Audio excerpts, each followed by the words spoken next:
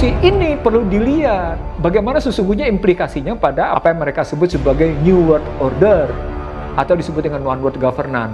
Sekali lagi saya sudah menelaah ini sejak awal abad 21 ketika saya tidak mau menandatangani surat pencairan IMF atau saya tidak mau ngemis pada IMF ketika saya jadi anggota dewan. Karena saya mencium bau sesuatu.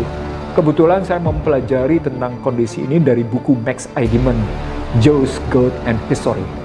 Yahudi, Tuhan dan Sejarahnya.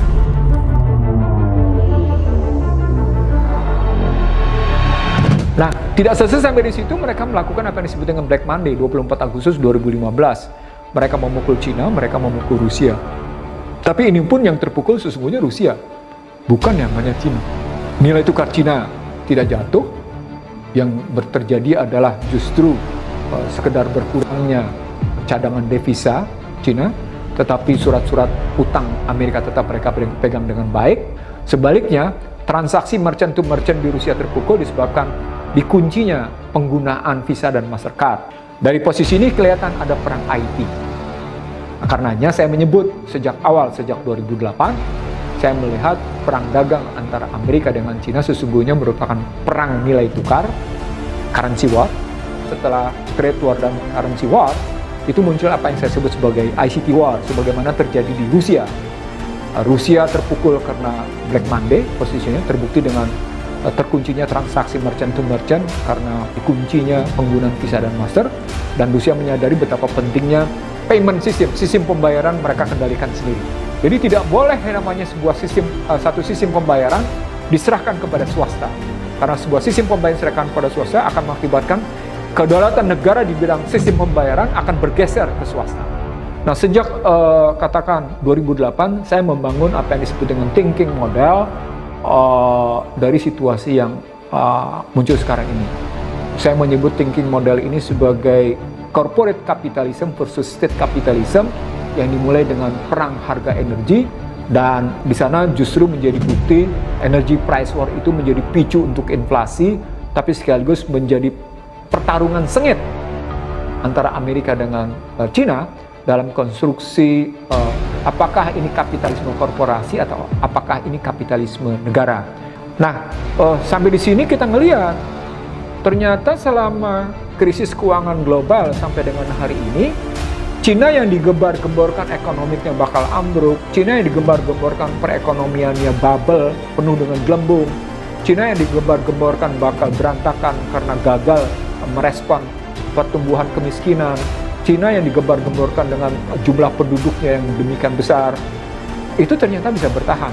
Jadi kita tidak bisa murni menyatakan bahwa ini sudah terjadi persaingan tajam antara Cina dengan Barat, tidak. Belum tentu, karena kalau pakai keputusan Bilderberger yang tahun 90 dan 97 itu, yang muncul adalah pernyataan tentang corporate governance yang menunjuk pada satu aturan tunggal global pada multinational corporation yang berujung pada baik corporate capitalism maupun state capitalism pada hakikatnya adalah sebuah sistem fasis.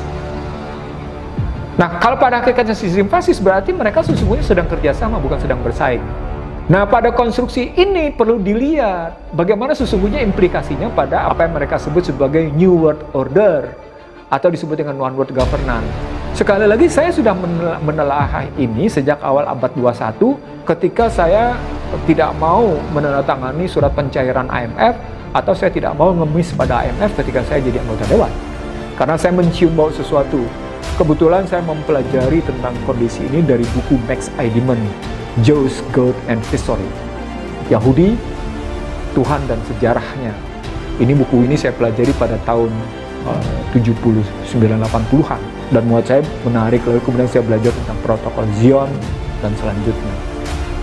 Nah, dari konstruksi seperti ini, maka cerita tentang One World Governance, OWG, pada hakikatnya adalah apa yang disebut dengan tata pemerintahan tunggal dunia.